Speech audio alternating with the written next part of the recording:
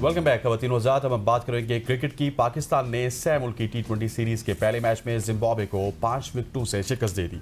पाकिस्तान ने जिम्बाब्वे की 148 रन के हदफ को आखिरी ओवर से सिर्फ 4 गेंदे कबल हासिल किया। जिम्बाब्वे ने मुकर्रर 20 ओवर्स में 8 विकेटों के नुकसान पर 147 रन बनाए, जिसमें ब्रायन बेनेट 49 और कप्तान सिकंदर रजा 34 रन के साथ नुमाया रहे। पाकिस्तान की जानिब से मोहम्मद नवाज ने 2 और साइम अयूब, अबरार अहमद, सलमान मिर्जा और शाहीन शाह आफरीदी ने एक विकेट हासिल किया। पाकिस्तान की इनिंग्स में फखर जमान ने 44 रन बनाकर टीम की फतह में नुमाया किरदार अदा किया। साइम अयूब 22, साहिबजादा फरहान 16 रन के साथ मुआवन साबित हुए, जबकि उस्मान खान 37 और मोहम्मद नवाज 20 रन बनाकर नॉट आउट रहे। इस पर बात करेंगे और इस पर तफसील से बात करने के लिए तफसील से बात करने के लिए सनाउल्लाह खान साहब, सीनियर स्पोर्ट जर्नलिस्ट मौजूद हैं। Thank you so much sir for your time और अस्सलाम वालेकुम। जिस तरह से हसनैन ने पूरा इंट्रो दिया, पाकिस्तान ने जिम्बाब्वे को शिकस्त तो दे दी, लेकिन ये बहुत क्लोज मैच था। आखिरी ओवर में जब फखर जमान आउट हुए तो लगा कि शायद मैच हाथ से निकल जाएगा, मगर फिर मोहम्मद नवाज ने 12 गेंदों पर 21 रन की बेहतरीन इनिंग्स खेली।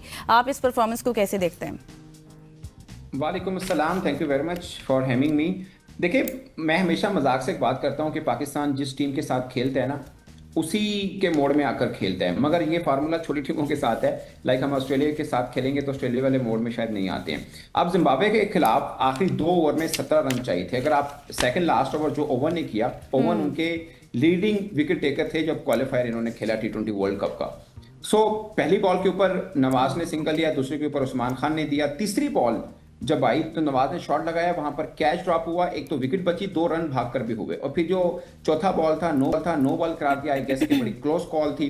और उसके बाद शॉट लगा जो उस्मान खान ने लगाया, क्रीमर ने, 39 ईयर ओल्ड क्रीमर जो लेग स्पिनर है इनके, उन्होंने मिसफील्ड किया, शायद 1 रन भी नहीं बनता था, वहां पे बाउंड्री मिल गई। तो वो एक मुझे लगता है कि जिम्बाब्वे वहां से एक्चुअली में मैच को मैच से निकल गया था। कहने को हम जीत गए हैं और मुझे लगता है कि हम कंप्लीसेंट थोड़ा सा हुए। अगेन अगर आप उनकी बैटिंग देखें, शुरुआत के ओवर में देखें, लगभग 9 ओवर में ऑलमोस्ट 10 की रन रेट के साथ उन्होंने बल्लेबाजी की है। ये इसलिए इंपॉर्टेंट है कि पाकिस्तान ने इससे पहले जो 6 वनडे मैचेस अभी हालिया हमने खेले हैं, 3 अफ्रीका के खिलाफ और 3 हमने श्रीलंका के खिलाफ, 6 के 6 वनडे मैचेस में 50 प्लस की पार्टनरशिप ओपनर्स ने लगाई और जहां पर भी आपके ओपनर्स ने अच्छी खासी पाकिस्तान की धुलाई की है। At the end of the first inning run ज्यादा नहीं थे जिम्बाब्वे के, बिकॉज छोटी टीम का टैग जो उनके पास रहता है, बट इतने ज्यादा रन ओपनर्स की तरफ से आ जाना, ये पाकिस्तान को थोड़ा सोचना है कि लगातार 7वां मैच आपको ऐसा मिल रहा है वनडे T20 सबको मिला के कि हमसे शुरुआत में बॉलिंग जो है, जो जिस वजह से हम मशहूर हैं, खासकर कप्तान वनडे के और T20 के main stream bowler Shaheen Shah Afridi के विकेट नहीं निकल रही। सना भाई मुझे ये भी बताइएगा कि स्पेशली अभी बैटिंग की बात कर ली जाए तो आज एक बार फिर पाकिस्तान के जो टॉप ऑर्डर की हम बात करें, वो मुकम्मल तौर पर हमें नाकाम नजर आया और कुछ अरसे से T20 में हमारी बैटिंग लाइनअप मुश्किलात का शिकार है। हालांकि यही टीम जब वनडे खेलती है उसमें अच्छा परफॉर्म करती है, तो आपके ख्याल में ये T20 में हमारे बैटर्स को क्या हो जाता है? ये अपनी परफॉर्मेंसेस क्यों नहीं दिखा पाते T20 क्रिकेट में, T20 फॉर्मेट में? देखिए, पाकिस्तान की बैटिंग में अब सबसे बड़ा पिलर तो हम बाबर आजम को मानते हैं। 9th उनका 0 है, 3 बॉल डक उनका रन थे, आखिरी 6 में 3 0 हैं।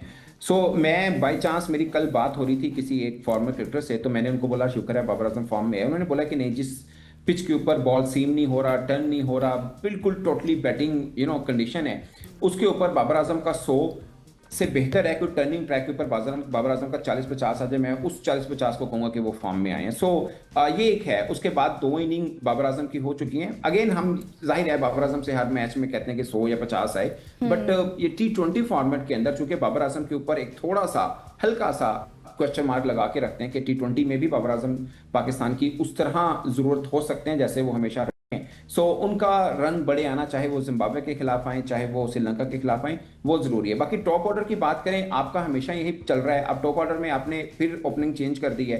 पूरे 2-4 बरस हमने फखर जमान को ओपन कराया है, 2-4 साल हमने मिडल में करवाया, लेकिन बड़ा इवेंट आता है हम उनको ओपन करवा देते हैं। अब एशिया कप में ओपन किया है, अब फिर वो 5वें-6वें नंबर के ऊपर चले गए। बट मुझे लगता है कि शायद उनकी बारी यहीं पे सही बनती है, क्योंकि जितने आपकी टीम के अंदर 4-5 ओपनर खेल रहे हैं, मिडिल ऑर्डर का एक ही बैट्समैन। बिल्कुल आप सही कह रहे हैं। अच्छा, अगर हम थोड़ी सी बॉलिंग की बात करें, पाकिस्तान नई बॉल से वो इम्पैक्ट नहीं बना पा रहा जैसे होना चाहिए। कल भी हमने देखा 72 रन की ओपनिंग पार्टनरशिप हुई। आपको क्या लगता है, आपके नजदीक इब्तिदा में विकेटें हासिल करने के लिए बॉलर्स कौन सी ऐसी चीज है जिसको बेहतर उनको करने की मजीद जरूरत है? मुझे ना एक चीज की समझ नहीं आ रही, जब पाकिस्तान ने भी ये अफ्रीका के खिलाफ भी खेलना था, फिर श्रीलंका के खिलाफ ये ट्राई नेशन है, आप एक चीज जरा सीरियसली सोचें कि T20 वर्ल्ड कप से पहले अब आपके पास रह क्या गया है। एक ये सीरीज है और ऑस्ट्रेलिया ने खेलना है। अब वो आई होप के चूंकि वर्ल्ड कप खेलने आएंगे वो तो अपनी मेन टीम के साथ ही आएंगे। उनका हमेशा ऐसा रहता है कि जब वो कोई बड़ा आईसीसी का इवेंट होता है तो उसी एरिया में, जैसे चैंपियंस ट्रॉफी पाकिस्तान में थी तो श्रीलंका के खिलाफ उन्होंने ओडीआई सीरीज खेल ली थी, अब वो आ रहे हैं, तो हमारे पास कुछ ज्यादा टाइम है नहीं। मैं ये सोच रहा था कि पाकिस्तानी थिंक टैंक ये करेंगे कि थोड़ा सा स्पिन को फेवर पिच बनाएंगे, क्योंकि अपने सारे मैच श्रीलंका में खेलने हैं जहां पे टर्न भी होता है, थोड़ा बहुत सीम भी होता है। अगर आप सीरीज जीतने के चक्कर में पड़ गए हैं कि सीरीज जीते तो शायद ये छोटी कम सोच होगी। बड़ा प्लान तो यही है कि आपने वर्ल्ड कप की तैयारी करनी है, उसके लिए आप हार भी जाएं कदम मैच या सीरीज भी, कोई फर्क नहीं पड़ता। मैं इस सीरीज शुरू होने से पहले सोच रहा था कि अटैक जो टिपिकल हम देखते हैं एशियन कंडीशन में कि स्पिन के साथ आप अटैक करें और उस तरह से करके आप आए। मुझे लगता है कि इसलिए मैंने पहले भी जिक्र किया कि आपको एक स्पिनर ऐड करना बहुत जरूरी है। स्पिनर ऐड करना चाहिए। आपने पिछले सवाल के जवाब में सना फखर जमान के हवाले से, फखर के हवाले से मैं पूछना चाहता हूं कि उन्होंने कल मिडिल ऑर्डर में आके अच्छी परफॉर्मेंसेस दी, अच्छी इनिंग्स खेली है, मगर बुनियादी तौर पे तो वो ओपनर हैं, उनको अपनी पोजीशन के हवाले से नहीं पता होता कि वो कहां पे खेलेंगे कहां पे नहीं खेलेंगे। आप क्या समझते हैं, मुस्तकिल तौर पे हमें उनको मिडिल ऑर्डर में खिलाना चाहिए या फिर एज ए ओपनर खिलाना चाहिए?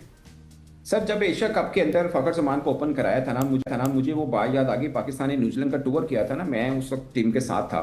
मैंने फखर जमान से सवाल पूछा, मैंने कहा आप पीएसएल ओपन करते हैं टीम के साथ, आप तीसरे चौथे, आपको पता मतलब वन डाउन से लेकर या ओपन से लेकर छठे सातवें आठवें नंबर तक उन्होंने बैटिंग की, हर एक के ऊपर की है, मगर चौथे पांचवें के ऊपर उनका रिकॉर्ड बहुत अच्छा है। उन्होंने आंसर किया, उन्होंने बोला जितने टीम के अंदर ओपनर्स हैं, अब ऊपर से तो 2 ही खेलेंगे, फिर 1 डाउन खेलेगा, फिर कोई 2 डाउन खेलेगा, तो उन्होंने बोला कि इन सब में मुझे लगता है कि मैं वो ओपनर हूं जो नीचे भी खेल सकता हूं या दायरा खुलने के बाद लंबी हिट लगा सकता हूं, शायद बाकी नहीं लगा सकते, इसलिए मुझे कोई प्रॉब्लम नहीं है कि मैं नीचे खेलूं। बट मुझे पाकिस्तान मतलब अब मैं अपनी एज ए सनाउल्लाह बात कर रहा हूं, मुझे अपनी पाकिस्तान टीम मैनेजमेंट से सिर्फ ये प्रॉब्लम है, आप बायलैटरल सीरीज खेलते हैं, फखर को नीचे डालते हैं, जब कोई बड़ा इवेंट आता है आप उनको ओपन करवा देते हैं। ये मुझे लगता है आपका सबसे बड़ा प्रॉब्लम मिडिल ऑर्डर है, same middle order bowling, middle order में आपको ज्यादा प्रॉब्लम लगती है। अच्छा, मैं चाह रही हूँ चूंकि कम है, आपसे बहुत सारी बातें करनी है, मुझे ये बताएं कि अब थोड़ी सी बात करते हैं राइजिंग स्टार एशिया कप की सदाकत। इस वक्त टूर्नामेंट में सबसे ज्यादा अगर हम देखें तो वो विकेटें लेने वाले हैं और सबसे ज्यादा वो रन्स बनाने वालों में भी शामिल हैं। आप उनकी कारकर्दगी को कैसे देखते हैं?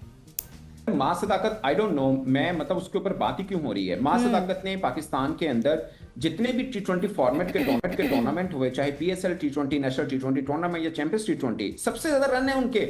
बट क्या है, हमारे यहाँ जो परफॉर्म कर रहा था ना बड़े, खासकर इंडिया के खिलाफ उनके आए थे, अभी कोई यासिर खान का नाम नहीं ले रहा, वो लड़का दूसरे नंबर के ऊपर है, वो दोनों के रन हैं। यासिर खान तो भी बॉल के अंदर भी ठीक ठाक चौथे पांचवें नंबर पे है, जो काजम ट्रॉफी चल रही थी, वो अब जाहिर है ए टीम की तरफ से खेल रहे हैं, वहां पे भी रन आ रहे हैं। मां सदाकत पहले ही अच्छा खेल रहा है। अब सब लोग कह रहे हैं कि ये IPL talent versus PSL talent, ये पीएसएल टैलेंट नहीं है। मां सदाकत ने सिर्फ 3 पीएसएल के मैच खेले, वेरी अनफॉर्चुनेट। पेशावर ज़ल्मी पे मुझे हमेशा एक शिकवा रहता है, वो अपने टैलेंट को जाया करते हैं। मां सदाकत को कब यूज किया, अब उनके लिए एक और सरदर्द ये रहेगा कि मां सदाकत ऊपर रन करते हैं। ऑलरेडी उनकी टीम के अंदर बाबर है, साइम है और हारिस है। वो अलग बात है कि 2 टीमें और ऐड हो जाएंगी, हो सकता है इनमें से कोई प्लेयर बाहर निकल जाए तो फिर मां सदाकत ऊपर आ जाए। सो ये मां सदाकत ऑलरेडी अच्छा खेल रहा था।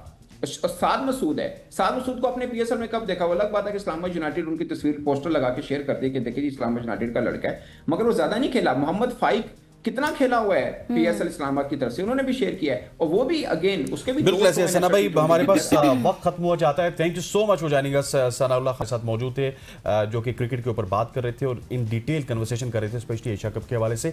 यहाँ पे वक्त हो जाता है एक शॉर्ट सी कमर्शियल ब्रेक का। ब्रेक लेते हैं, वापस आते हैं, हमारे साथ रहिएगा।